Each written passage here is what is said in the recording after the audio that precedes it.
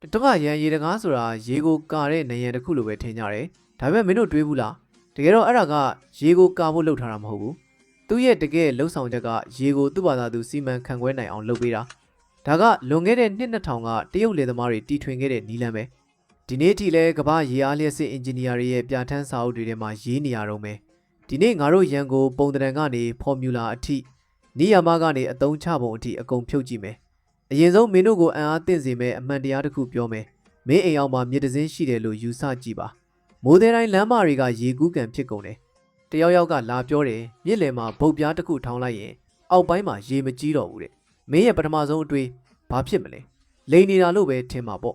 ့ဒါပေမဲ့တကယ်မဟုတ်ဘူးနိယာမကလည်းရေစရာကောင်းလောက်အောင်ရိုးရှင်တယ်စမ်းသက်ကြည့်မယ်ဖောက်ထွင်းမြင်ရတဲ့ရေကန်ထဲမှာရေနက်1.4 စင်တီမီတာမြစ်အသေးစားတစ်ခုကိုအတုလုပ်ထားတယ်အခုအထက်ကိုပါလွာတဲ့အကာပြားတစ်ခုထိုးထည့်လိုက်မယ်ဒါကအယိုးရှင်းဆုံးရံမယ်အထက်ပိုင်းရေနဲ့ဘလို့ဖြစ်သွားမလဲခံမှန်းကြည့်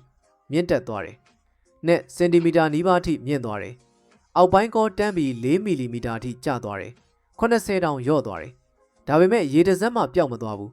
စီးဆင်းမှုနှုန်းလုံးဝမပြောင်းလဲဘူး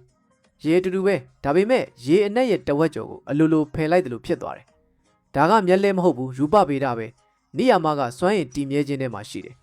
ရေစီးဆင်းတဲ့အခါသူ့ရဲ့စုစုပေါင်းစွမ်းအင်မှာနှစ်ပိုင်းပါတယ်အမြင့်ကြောင့်ရတဲ့အလားလာစွမ်းအင်နဲ့အလျင်ကြောင့်ရတဲ့ရွေလျားစွမ်းအင်ရန်ကမြစ်ကြောင်းကိုကန့်လိုက်တဲ့အခါအပေါ်ပိုင်းရေကိုအမြင့်ကိုတက်ခိုင်းတယ်အလားလာစွမ်းအင်တက်လာတော့စုစုပေါင်းစွမ်းအင်တည်မြဲဖို့အလင်ကကျရတယ်အလင်နှိသွားတာနဲ့စီးဆင်းမှုတူနေဖို့ရေမျက်နှာပြင်ကပိုကျဲပြီးပိုမြင့်လာရတယ်ဒါကြောင့်အထက်ပိုင်းရေမြင့်လာတာ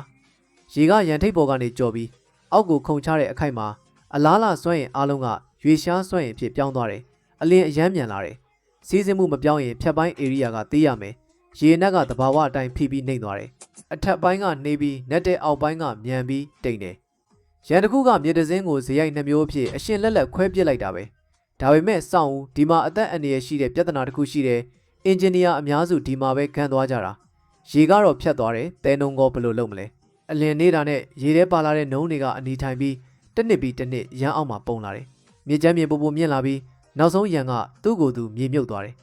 နှုံးဆယ်တာကအချိန်ကုန်လူပင်ပန်းပြီးဆယ်ပြီးနှစ်နှစ်မကြာဘူးပြန်ပိတ်တယ်ဒါကရန်စနစ်ရဲ့အကြီးမားဆုံးအားနည်းချက်ပဲဒီပြဿနာကိုဖြေရှင်းဖို့အင်ဂျင်နီယာတွေကရန်ရဲ့အပေါ်ထိပ်ကိုတဲတဲ့အစင်းကနေသွားစိတ်ပုံစံပြောင်းလိုက်တယ်ကြည့်ရင်ပုံစံပြောင်းသွားရုံလေးပဲထင်ရပေမဲ့အကျိုးသက်ရောက်မှုကမိုးနဲ့မြေလောက်ကွာတယ်သွားစိတ်ပုံစံရန်ထိပ်ကရေဖြတ်သွားတဲ့အနားရှည်ကချက်ချင်း2ဆလောက်ရှည်သွားတယ်ရေတူတူကပိုချောချောမှုမှုဖြတ်နိုင်တယ်အထက်ပိုင်းရေအမြင့်လည်းအများကြီးကျသွားတယ်ကိန်းကနန်းနဲ့ပြောရရင်စီးဆင်းမှုတူးနေတဲ့အချိန်မှာတာမန်တက်တဲ့ရန်က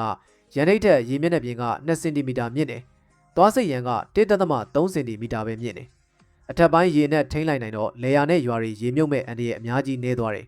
ပြီးတော့ရေစီးကိုသွားစိတ်တွေကအပိုင်းအစလေးတွေအများကြီးအဖြစ်ခွဲပစ်လိုက်တော့လေးတဲ့သဲနှုံးကရေစီးလှဲ့တဲ့ဘက်ကိုပြစ်လွတ်ခံရပြီးတတ်မှတ်ထားတဲ့နေရာမှာပဲအနီးထိုင်တယ်တန်ရှင်းရေးလောက်ရတာအစပေါင်းများစွာပို့လွယ်တယ်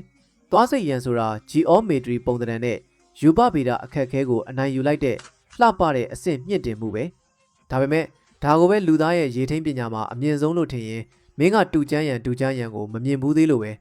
BC 256မှာစီချွမ်မှာလီပိန်လိုင်းပင်ဆိုတဲ့အရာရှိတယောက်ကစိတ်ကြီးတဲ့မင်းမြစ်ကိုရင်ဆိုင်ခဲ့ရတယ်ရေကြီးရင်ကဘာပြတ်တယ်လို့ရေနှဲရင်မြေအပ်ကွဲတယ်ဒီမြစ်ကစိတ်မမှန်တဲ့ဘလူးကြီးလိုပဲလီပိန်ကမြစ်နဲ့ဆယ်မဆောက်ဘူးရေတကားလည်းမတက်ဘူးဝါချင်းထဲမှာကြောက်ခဲတွေထည့်ပြီးမြစ်လယ်မှာအမခန့်အလိုလျောက်ရေသွဲစနစ်ကိုပုံလိုက်တယ်ပထမအချက်မြစ်လယ်မှာငါးပါးဆက်ပုံစံရေခွဲတမန်လှုပ်ပြီးမင်းမြစ်ကိုအတွင်းမြစ်နဲ့အပြင်မြစ်ဆိုပြီးနှစ်ချမ်းခွဲတယ်အတွင်းမြစ်ကကျင်းပြီးနှက်တယ်အပြင်မြစ်ကကျဲပြီးတိမ်တယ်ရေနေတဲ့6တွေ့ရာသီမှာနှက်တဲ့အတွင်းမြစ်ကအလိုလျောက်60ပိုရေယူပြီးလေယာကိုသွဲတယ်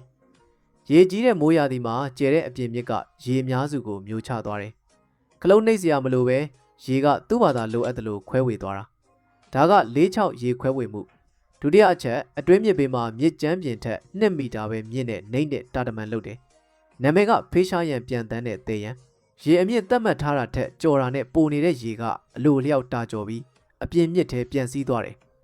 ဘယ်တော့မှမပိတ်တဲ့ရေရှမ်းပေါက်နဲ့တူတယ်ခင်မီလျှက်စစ်ရေတကားထက်တောင်ပိုစိတ်ချရတယ်ဘာလို့လဲဆိုတော့ဘယ်တော့မှမီးမပြတ်ဘူးဘယ်တော့မှမပြတ်ဘူးတတိယအချက်အမိုက်စားဆုံးရေခွဲတဲ့နေရာကိုကွက်တီပဲတဘာဝမြစ်ကွေးကောက်မှာထားတယ်ခွေးကောက်မှာရေအမြန်စီးတဲ့အခါ လေးတဲ့နှုံးတွေကလဲထွက်အားကြောင့်အပြင်မြစ်ဘက်ကိုလွင့်သွားပြီးကြည်တဲ့ရေကတော့အကွေ့အတိုင်းအတွင်းမြစ်ထဲဝင်သွားတယ်။ဒါကလျှက်စစ်မလို့ဆက်မလို့တဲ့သဘာဝလဲထွက်အားနဲ့သဲနှုံးခွဲဆက်ပဲ။နှုံး80ကျော်ကအတွင်းမြစ်ထဲကအလိုလျောက်ထွက်သွားတယ်။နှစ်2000ကျော်လုံးတရက်မှမရက်ခဲ့ဘူး။ဒီနေ့ထိလေရီကတန်းပေါင်းများစွာကိုရေသွဲပေးနေတော့မယ်။ခေတ်တူဖြစ်တဲ့ရှီယောမကြီးကာတာတွေကအပြက်စီးဖြစ်ကုန်ပြီ။တူကျန်းရံကလူတန်းပေါင်းများစွာကိုအခုထိကျွေးမွေးနေတော့မယ်။အခုသဘောပေါက်ပြီလား။ရန်ရဲ့အနှစ်သာရကရေနဲ့ရန်ဖြစ်ဖို့မဟုတ်ဘူး။ရေရဲ့သဘာဝကိုလိုက်ပြီးစွမ်းရည်တည်မြဲခြင်းနဲ့ရေရဲ့အလားလာစွမ်းရည်နဲ့ရွေရှားစွမ်းရည်ကိုပြန်ခွဲတာဂျီယိုမီထရီနဲ့ရေစီးကြောင်းကိုလမ်းညွှန်တာမြေမျက်နှာတွင်ပြင်နဲ့ဒရက်ဆွဲအားနဲ့လူလိုချင်တာကိုလုပ်တာတကယ်ထက်မြက်တဲ့အင်ဂျင်နီယာဆိုတာအားကြီးဆုံးမဟုတ်ဘူးအားကိုအကောင်းဆုံးအသုံးချနိုင်ဆုံးကောင်ပဲ